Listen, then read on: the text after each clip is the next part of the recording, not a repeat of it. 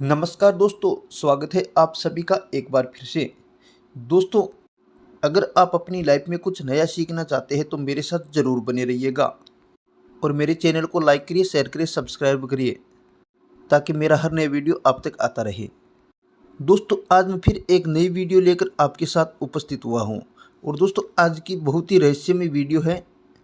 दोस्तों, आज की जो वीडियो है वो वीडियो एक पहेली पे है और वो पहेली है 7 हाथ और 3 पैर, देखो नारी विचारी के, लंबी पूंछ और शीश गधे का, पुरुष नहीं उस नारी के।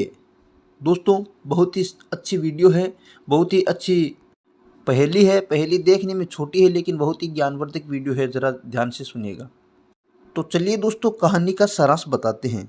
दोस्तों, पहेली का अर्थ है कि एक नारी है जिनके 7 तो हाथ है और 3 पैर है और शीश है उनका, वो गधे का है, मुंह है यानी गधे का, और एक उसकी लंबी पूंछ भी है।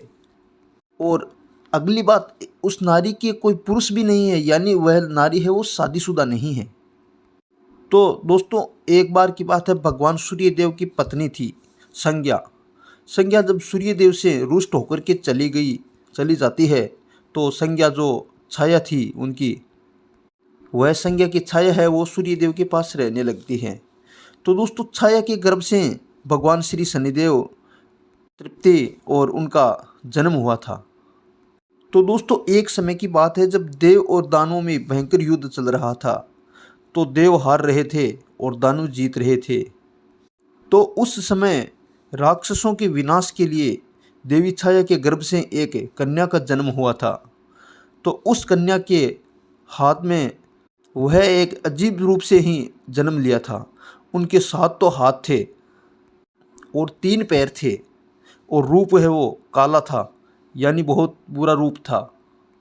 लंबे लंबे उनके दांत थे और भयंकर विकराल रूप वाली वह कन्या थी, जिनका मुंह है वो गधे का था और एक उसके लंबी पूंछ थी। और उस कन्या का नाम था भद्रा।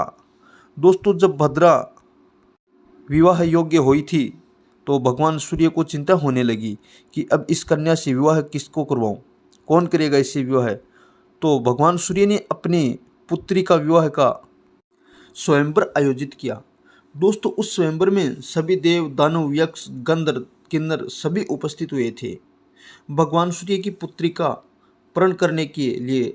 परंतु जब उन्होंने, सभी देवताओं ने और राक्षसों ने, किन्नरों ने उन कन्या का जब स्वरूप देखा तो सभी उनसे शादी करने के लिए इनकार कर दिया। जब भद्रा ने ऐसा देखा तो वह बहुत ही क्रोधित हो गई और अपने विवाह में जो भी तैयारियां हो रही थी उसके, भद्रा ने पूरी काम में वह वो बाधा पहुंचा डाली।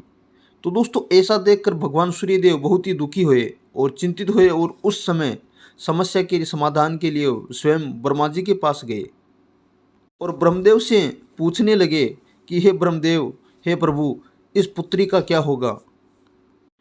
तो इस पर स्वयं ब्रह्मा ने, उन्होंने उस कन्या को यानी भद्रा को कालगणना में स्थान दे दिया। दोस्तों, जो ज्योतिष शास्त्री होते हैं वो लोग जानते हैं कि भद्रा कौन थी और कालगणना क्या होता है, वो सब जानते हैं। तो कालगणना में स्थान दे दिया कि आपको कुछ नक्षत्र और कुछ घड़ियां प्रदान कर रहा हूं और जो भी लोग भद्रा से नफरत करेंगे, रुष्ट रहेंगे, आप उसका विनाश करते रहेगी, यानी आप उसे, उस व्यक्तियों के लिए कार्य, कोई भी जो भी कार्य होगा उनको सिद्ध नहीं होने दोगी। तो दोस्तों, भद्रा नाम है वो देखने सुनने में बहुत सुंदर है, लेकिन भद्रा के जो गुण थे वो अच्छे नहीं थे, अशुभ होते हैं। जब भद्रा को ब्रह्मा जी ने ये वरदान दे दिया तो वो सभी राशियों में और तीनों लोक में भ्रमण करने लगी। ज्योतिष शास्त्र के अनुसार भद्रा अलग अलग राशियों में और तीनों लोकों में घूमने लगी। तो दोस्तों, जब चंद्रमा कुंभ व मीन और कर्क सिंह राशि में होते हैं उस समय भद्रा मृत्युलोक में होती है, यानी पृथ्वी पर होती है, जो कि उस समय सबसे ज़्यादा विनाशकारी होती है मृत्युलोक में। और जब चंद्रमा मेष, मिथुन और वृश्चिक राशि में होते हैं तो उस समय भद्रा स्वर्गलोक में होती है। और जब चंद्रमा कन्या, तुला, धनु, मकर राशि में होते हैं उस समय भद्रा पाताल लोक में होती है। तो दोस्तों, शुभ कार्यों में विशेष करके जैसे कई शुभ मुहूर्त होते हैं, मकान निर्माण कार्य होता है, विवाह समारोह होता है, उत्सव जो भी कार्य होते हैं, उस कार्यों में अगर हम भद्रा नक्षत्र में करते हैं तो भद्रा उस शुभ कार्यों में बाधा पहुंचाती है, बाधा पैदा करती है, उस काम को बिगाड़ देती है। और दोस्तों कुछ कार्य ऐसे होते हैं जैसे केस मुकदमे लड़ना और जैसे राजनीतिक कार्य, वाहन खरीदना, यदि इन कार्यों में हमें भद्रा काल में करते हैं तो बहुत ही शुभ माना जाता है।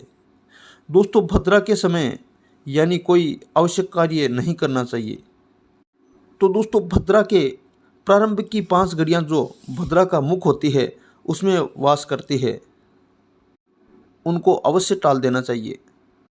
यानी भद्रा की 5 घटी होती है वो मुख में रहती है, 2 घटी कंठों में और 11 घटी है वो हृदय में रहती है और 4 घटी है वो भद्रा की पूंछ में रहती है।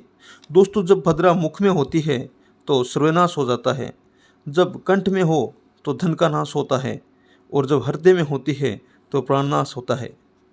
और जब भद्रा पूंछ में स्थित होती है तो मंगलकारी होता है।